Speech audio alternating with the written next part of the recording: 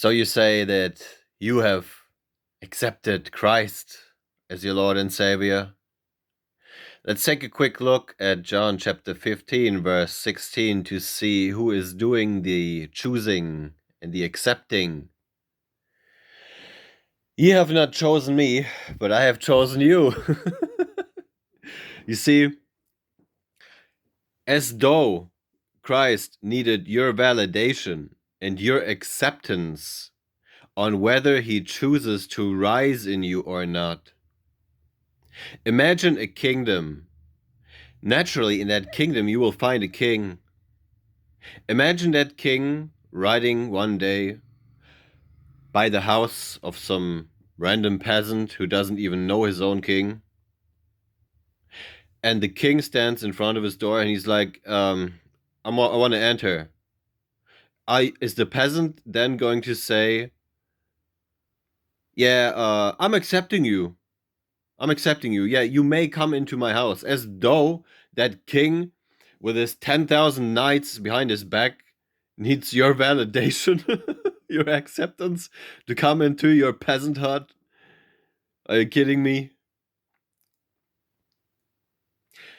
So how do we know that Christ has chosen us, that he has accepted us? How do we know that? Let's take a quick look at 1 John chapter 2. Or actually, let's first look at his name. You see, because the solution is right in his name. Christ's name is I am salvation, right? So the salvation or the savior is I am. I am is God's name, right? Name means nature. What is God's nature? It is love. That is the true name of God. It's simply love. So a loving nature or a loving awareness of being in you, in your flesh, is the Savior. That is how you know you are saved. That is how you know that you are chosen. It is by you embodying Christ's nature within yourself. That is how Christ, or when Christ has made his abode in you with the Father, with love. God is love. His Son is his own loving nature that is come or risen in you. You see? That is what it means to know God. That is what it means to know him face to face. Nature to nature. Being to being. Love to love. You see? That is how you know.